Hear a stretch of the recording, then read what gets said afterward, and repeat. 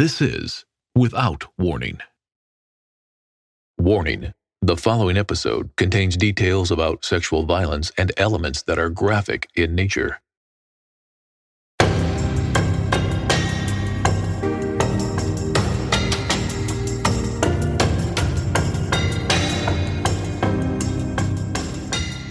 I'm so glad that I'm able to have Alina Burroughs on Without Warning podcast. Alina's a former CSI Senior Applications Engineer expert. After a 12-year career as a crime scene investigator, Alina joined 𝐵ARO Technologies.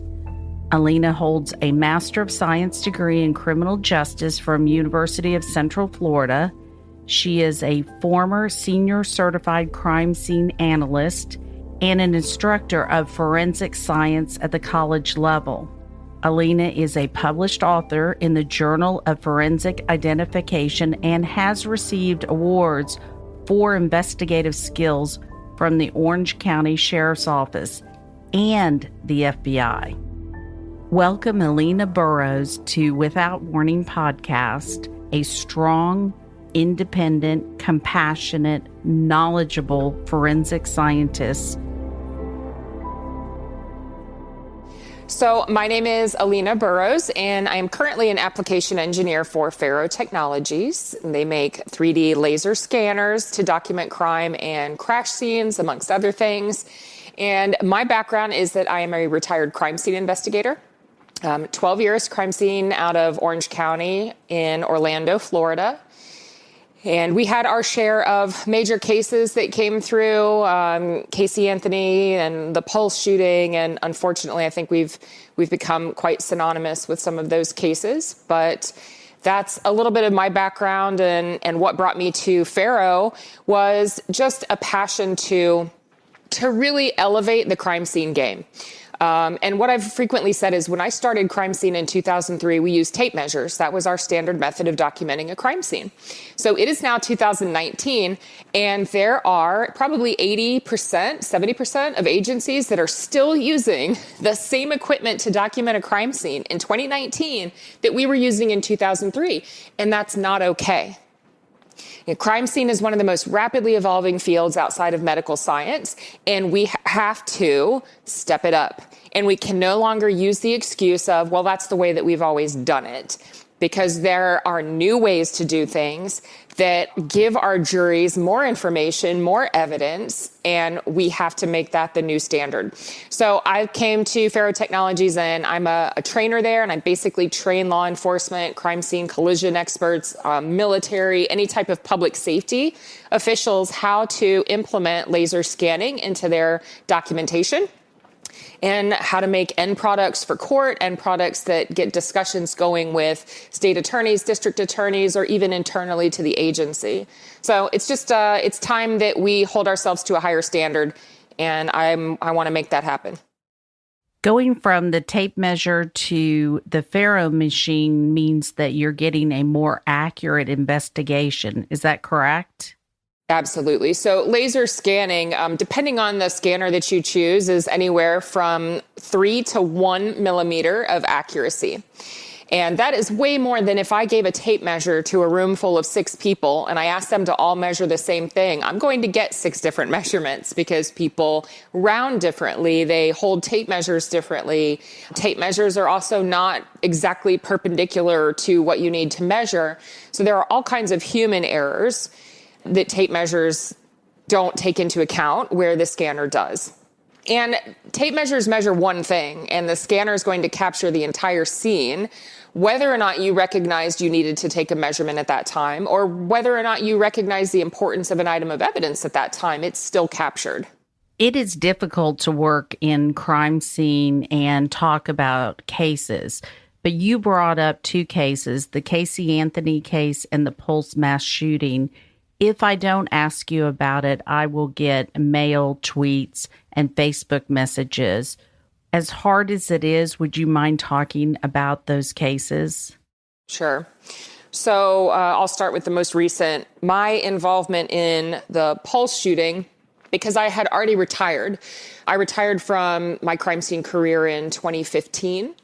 And when the Pulse nightclub shooting happened, a state of emergency was declared in Florida.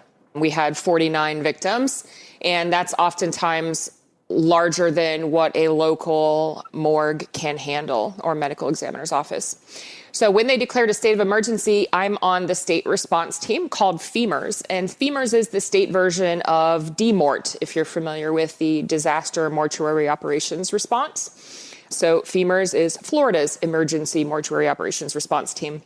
So we came in and they look at everybody's background as to where you would be best fit. The jurisdiction of the scene investigation itself is still going to rest on city, county, or state, whoever decides to take that over. But I was stationed at the District 9 Medical Examiner's Office, assisting with the autopsies of the 49 victims. So our main goal at that point, and the main goal of our team, is to identify. Because any type of investigation, any type of path you follow, clues or evidence starts with who that individual is. And it's also what brings closure to families. And I can't imagine the pain or the turmoil of not hearing from a loved one and just not knowing where they are, if they're in a hospital, if they're unconscious, if they're gone. So our goal was to get in and identify as quickly as possible. So we responded on Sunday. The shooting happened Saturday night into Sunday. And by Sunday, we had set up our operations. We have two sides of our team. We have one group that interviews family members and takes pertinent information. What were they last wearing? Do they have scars, tattoos, anything that we could use to identify? Because in these mass casualty incidents, panic ensues. So women aren't going to be carrying their purses that have identifications, and men might not necessarily have wallets or IDs in their pockets. So we have one side of the team that investigates from family member information, and we have another side of the team that processes the bodies and basically escorts each body through as they get a full homicide autopsy. So any jewelry or personal effects are photographed, taken into consideration, x-rays, all of the DNA standards that are taken, everything. So I was at the morgue and assisted on the 49 autopsies. Wow.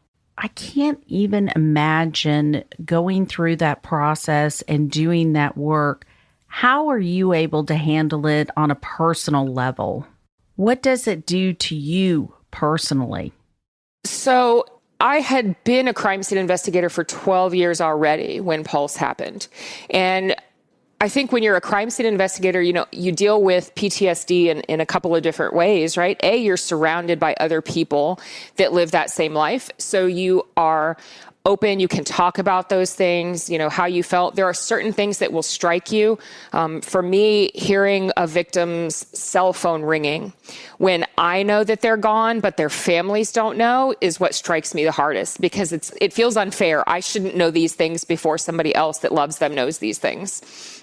With Pulse, it was particularly hard because nothing that you do is going to prepare you for 49 victims. And not just 49 victims, but 49 victims that just merely went out to have fun.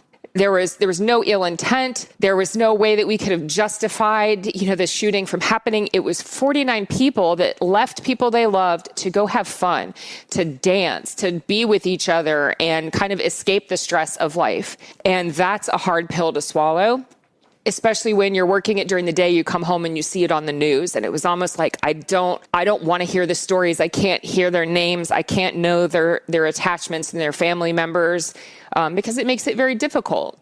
And there are cases that I have worked that will, be it now or 20 years from now, will still probably make me cry.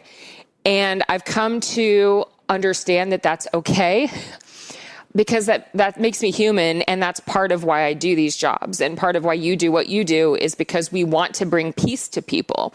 We can't change the fact that these crimes have occurred. We can't change society, but I can identify somebody and have their family, get them back to their family so that they can have a funeral, so that they can go home. So all of those things are all that I can do.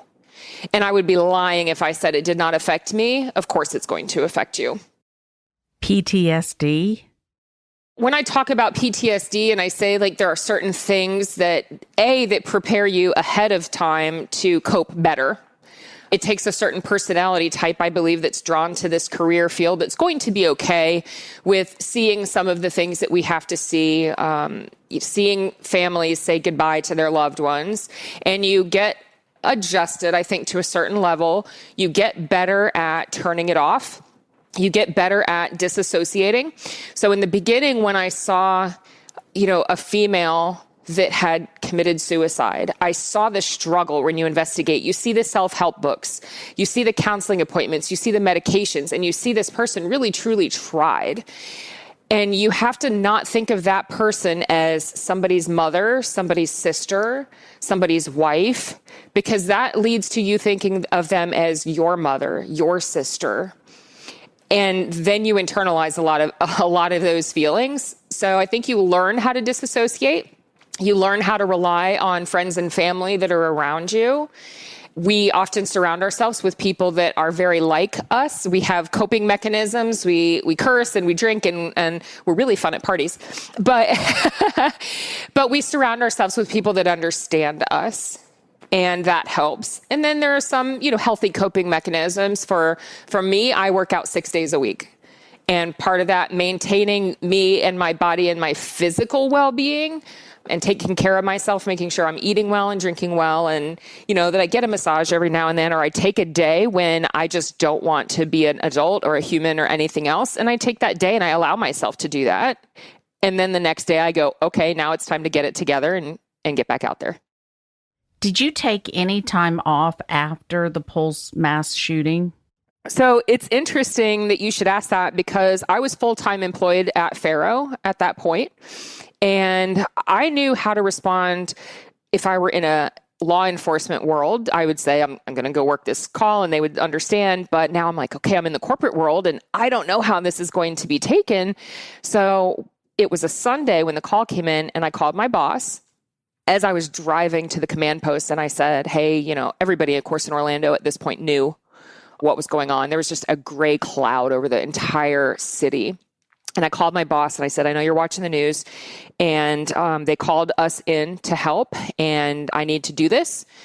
So I don't know how long it's going to take, but I know tomorrow's Monday, and it's probably going to take at least until then. So I'm going to take whatever time off, and I'll use my vacation time to cover this, but it's something I need to do. And she said, of course, understand, we'll cover it. And within a matter of hours, I had received a message through the CEO of the company at the time, who lived in California, and it said, do whatever it is that you need to do. Take how much ever time you need to work this. Offer any of the services that we have, any of the people that we have that could assist in any way in documenting. Take as much time off as you need when you're done before you come back. And the kicker, we're proud of you, right? That still brings tears to my eyes to think of a company that gets it, right? And that's when I knew that I had made the right decision in going to Faro. They get it. It wasn't about, well, how long are you going to be gone? And, this and that. And they said, and by the way, you will absolutely not use your vacation time for this. Wow, that is amazing. It says a lot about the company. It really does. It really does. That's when it, and I had questioned leaving law enforcement and going to Faro. There aren't other crime scene investigators. I think we have a few now, but at the time there were no other people like me. And I felt very isolated, very alone, right? I've talked about the coping mechanisms we have is that surrounding ourselves with people like us. And now I have trauma and nowhere to go with it because the people that I'm surrounded by haven't lived my life. So that really solidified that in my mind of they don't have to have lived your life and have those experiences to have empathy and to allow you to be who you need to be. So I, at that point, was like, you know what? It's uncomfortable. I feel vulnerable without my, 1,500 brothers and sisters in uniform, but I'm still going to be okay. And maybe I can use my experiences or my trauma or whatever to make a difference in future investigations. So you have to turn your trauma into something positive. This is a story that makes me cry. I'm impressed with the company and the fact that they understood that your work is so important to so many families and so many lives, and they gave you that flexibility. Bravo to them. Because of your work, families got answers. The trauma just becomes the new norm. I think anytime somebody goes through a traumatic event, be it families of survivors, they're not going to go back to where it was before that. You're not going to. This has just established a new norm of behavior of life for you. So you have to go forward from that, not expecting to ever, and not struggling to get back to where you were, because it's not possible. Daily Harvest is a proud sponsor of Without Warning podcast. I look forward every week to my shipments of Daily Harvest. All of Daily Harvest ingredients are sourced and selected for maximum nourishment. Daily Harvest has delivered thoroughly sourced, chef-crafted foods that are built on fruits and vegetables and can be prepared in less than 5 minutes. So I walk in the door, I open the freezer, I pull out a Daily Harvest cup, I put it in a blender, and in less than 5 minutes, probably more like 3, I have a nutritional meal. I look forward to it every single time I come home from a trip. Go to dailyharvest.com and enter promo code WOW to get $25 off your first box. That's promo code WOW for $25 off your first box at dailyharvest.com. dailyharvest.com.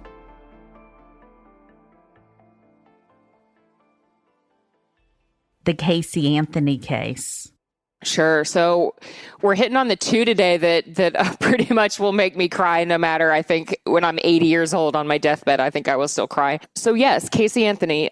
I took the first phone call that came into the forensic unit. And I remember they called and said, we've got a car and we need to tow it to the sheriff's office. And at that point in time, we had a very limited amount of space for vehicle storage at the sheriff's office. So they had to meet certain criteria. If they were going to come to the sheriff's office, it needed to be a homicide case, an officer-involved shooting. Otherwise, we had secured towing facilities all over the county. So when they called and said, we need to bring this car to the sheriff's office, I said, okay, what's it involved in? What do we have going on? And they said, well, it's right now it's a missing person case, but the car smells and we want you guys to smell it and let us know if it's decompositional fluid. And they had actually asked for us to do a test. And, I kind of laughed. I said, well, there's not really any test for decomp available at the local sheriff's office level. I said, aside from having all of the investigators go smell it, because we've all done this. Combined in that unit had at that point in time something like over 85 years of crime scene experience. And if you've ever smelled decomposition, you know that it is a very unique odor. It doesn't smell like anything else. It doesn't smell like pizza. It doesn't smell like trash. It doesn't smell like a dead squirrel. It doesn't smell like anything else. It's a very unique scent. So all of the investigators went out into the garage and said, oh, yeah, I have no doubt in my mind that's decomp. There's something has decomposed inside this car. And we even had another investigator who was not there when the car came in and didn't know the intention of bringing the car in, who just walked past and said, man, who brought the decomp car in? Without even knowing the background of the case. So at that point in time, it was just a missing person case, but it was suspicious because of the odor in the car. And little did I know that car was going to live in our garage for, I think it was almost a year, if not more. So that was where, the sheriff's office became involved in this case, and everybody saw it develop in the news, just like we saw it develop, right? Missing person, suspicious behavior on mom. And anytime they have a missing child, there's an immediate list of suspects, right? We know that it's typically family or some way related to the child, maybe baby's daddy, but some way, somewhere close. Typically, people don't just come into a middle-class white neighborhood and just steal and murder a child. It just doesn't happen like that. So they started looking at the behavior of mom, which was a little bizarre, I would say, sociopathic, I would definitely say. And it was missing person. We had done multiple search warrants at the house. Initially, we're still trying to find who took the child. The Zenaida Gonzalez story, of course, came out, and we were trying to do anything and find anything in the house that Zenaida could have touched so that we could get fingerprints. We could find this person. So we weren't immediately just tunnel vision looking towards the Anthony family. It was, okay, if you tell us that you left this child with the nanny, what were the things that you brought to the nanny's house when you brought the child? Where was her backpack DVDs? All right, every kid goes with a backpack full of DVDs to anybody's house. Where are the DVDs? Where's her, whatever gear she slept on? She slept on an inflatable bed. Where's the inflatable bed? Where's the pump for the bed? All of these things that we're trying to process for fingerprints. So I ended up processing those items for fingerprints, and I got none that weren't 𝐂𝐐 or 𝐂𝐍𝐻's. So it didn't give us anywhere else to go. And the detectives were doing their side of the work. We were doing our side. We got called out initially to search the backyard of the residence. We had cadaver dogs out there. There's footage, helicopters flying over the house, and all of us kind of descending upon the backyard. And it was all, the family was very helpful. They wanted their grandchild back. So they were helpful at that point.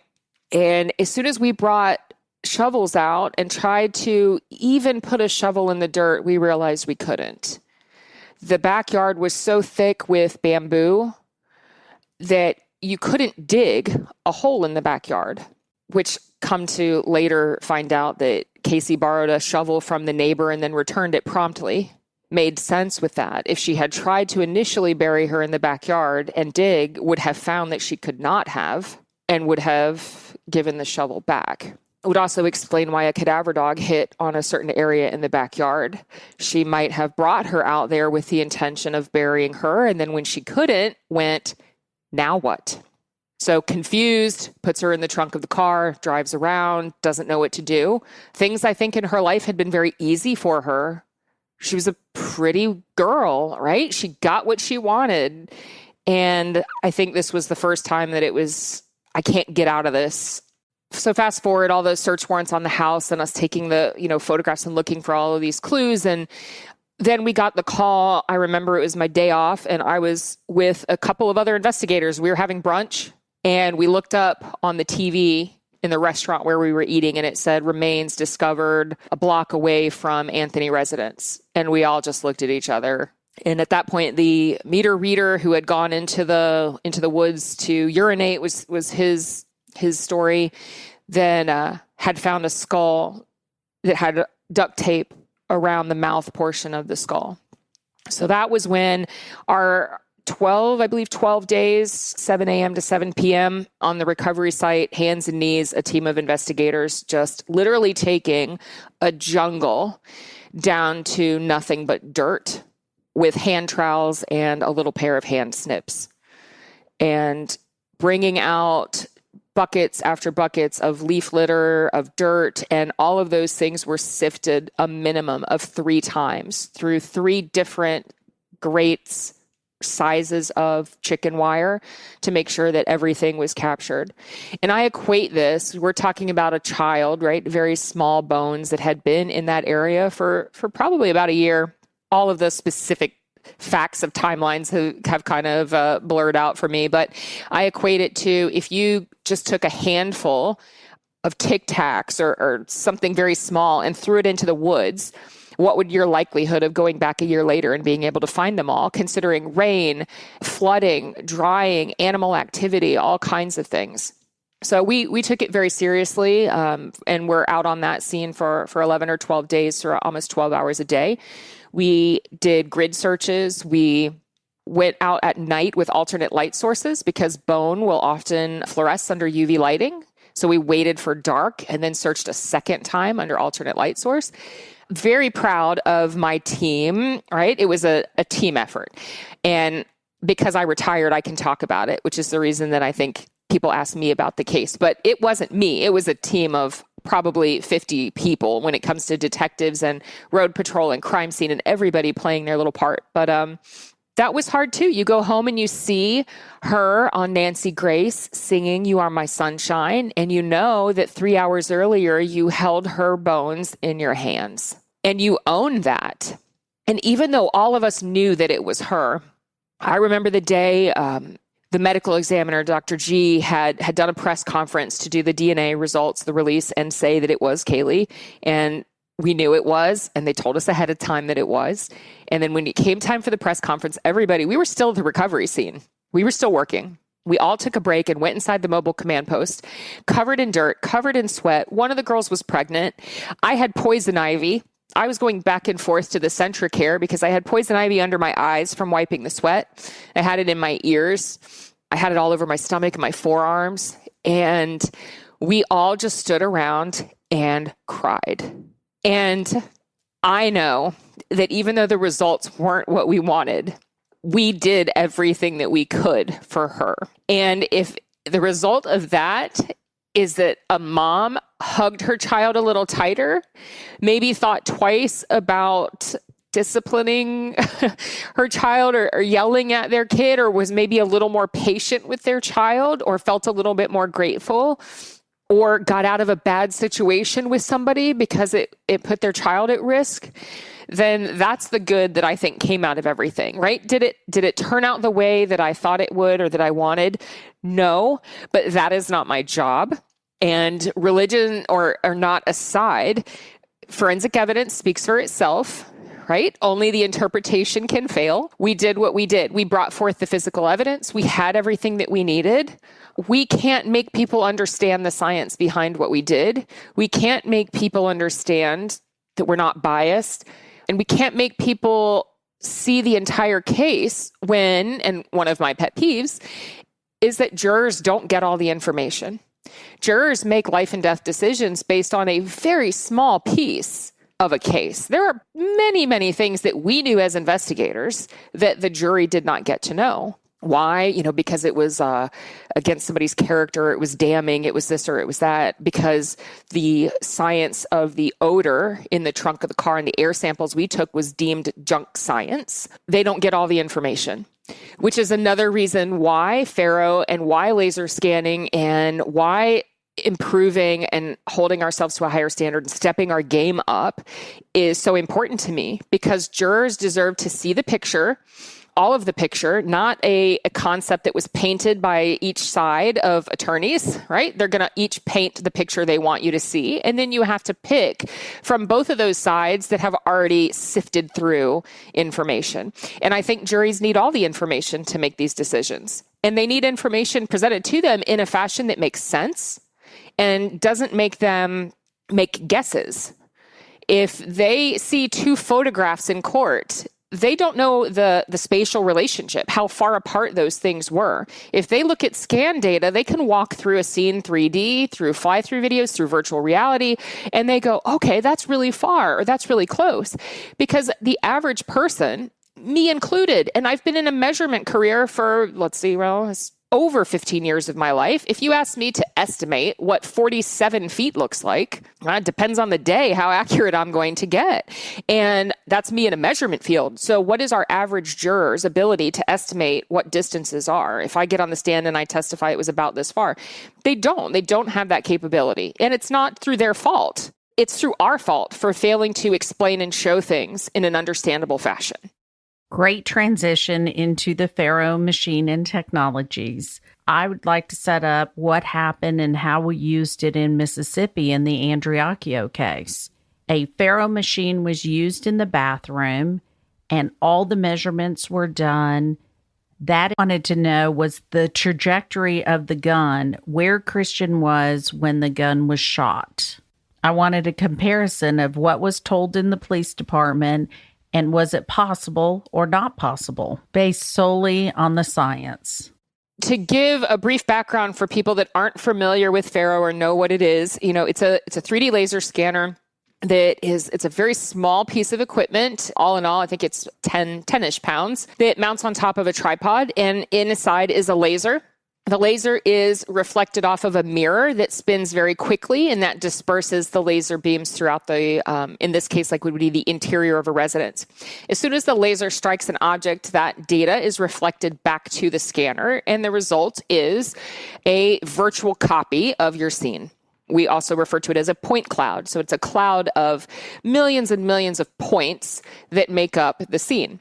And the scanner is capable of capturing up to 976,000 points per second. So think of measuring or creating a diagram and locating each one of those points with a tape measure, right? So we can do this faster and create more data. The best thing about creating this virtual scene is that it sets us up for a lot of other analyses that we can do. We can do trajectory analysis down the road. If we have blood spatter, we can do blood spatter analysis down the road.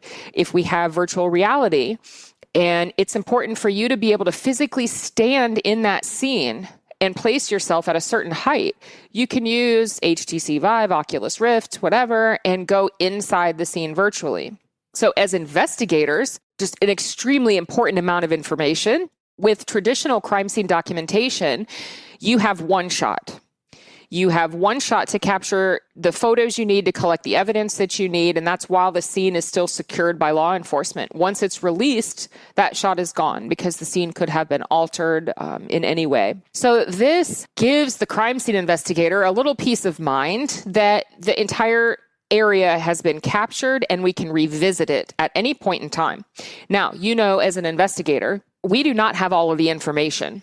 In that hour after the call comes in, that 2 hours maybe, or that small window where the investigators are on scene, we have a fraction of the information. Information becomes available days, weeks, months, years after the fact when somebody that didn't want to talk now feels like maybe they want to talk. And it could be because they need to get right with their God. It could be because the threat is no longer on them, right? They didn't feel safe in saying something. So maybe that threat's now gone and it's years later they can talk. It enables us to then, whenever that new information comes available, revisit the scene in its entirety and then say, okay, why is this like this? Whereas traditionally, you would have had only what you recognized as important at the time that you were on the scene with minimal information.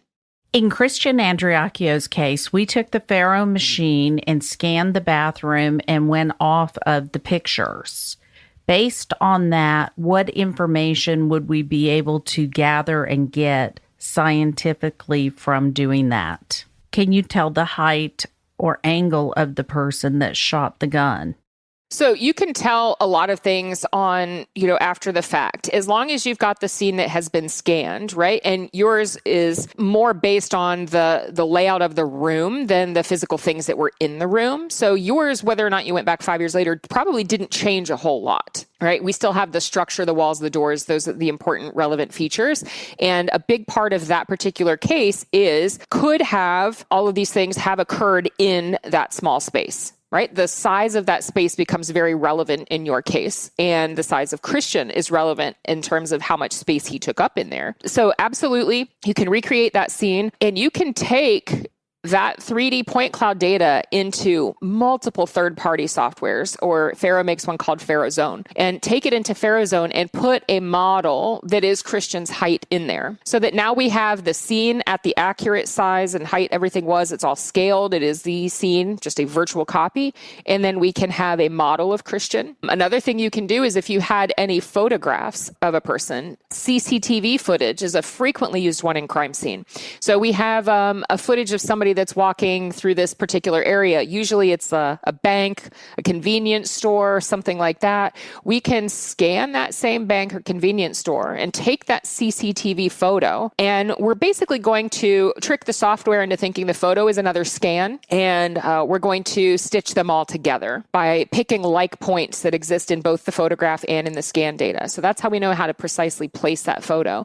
And then we can measure that person's height, and it's been validated. It's accurate to the centimeter. So is it going to tell you 5'6" or 5'7"? It depends on how people are positioned in CCTV footage, what kind of shoes they're wearing, and if they're in a position where they're shifting their motion. But the art and the science of it there is picking the photograph that shows most standing at the straightest point, not running with a 1 foot solidly planted on the ground. It will give you more accuracy from that. But yeah, certainly possible. With the distance determination test, we're able to see the trajectory and how far the gun was from when it fired and shot someone. With the help of technology, we've taken the guessing out of what happened, where a gun was, what the trajectory was. There's no more guessing. Correct. And the thing about trajectory is that it's very predictable. It's physics-based. Bullets don't turn right corners. They don't magically, stop in midair. They behave in a very predictable fashion. And especially when you have information like a distance determination, or we have standard gun height. If somebody's going to be shooting, we know the gun is typically 3.5 to 4.5 feet off the ground, depending on their height.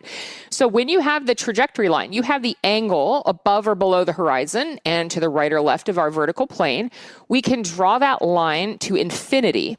And at some point on both ends of that line, it's going to be unreasonable, right? Either the person is below the floor at one aspect, or they're 18 feet in the air on the other end. So we can narrow it down to where does our average gun height meet? And with your distance determination methods, where does all of that information fit? And it gives us a likelihood of where somebody was standing. And with bullet holes, when you have your impact and an impact hole and a secondary hole to place that line does not change. It doesn't change in the slightest. So if somebody says and makes a statement about where they were standing, you can corroborate or refute that statement based on the physics of how bullets work. Science doesn't lie. Science doesn't lie. That's the beauty of physical evidence. It either is or it isn't. My next episode is with 𝐂𝐈𝐒, the author of Becoming a Private Investigator, the Masters at Work series. 𝐂𝐈𝐒 shadowed me and Mark Gillespie along with other private investigators to write this book. Join me as I turn the tables on 𝐂𝐈𝐒 and interview him. Listen to what 𝐂𝐈𝐒 thinks about Lauren Agee's case and Jonathan Crew's case and meeting the parents and what it has done to him personally. This is a must-listen episode. Also go to my Facebook page, Without Warning Private Investigation, and learn how to win a copy of Howie Kahn's Becoming a Private Investigator, the Masters at Work series.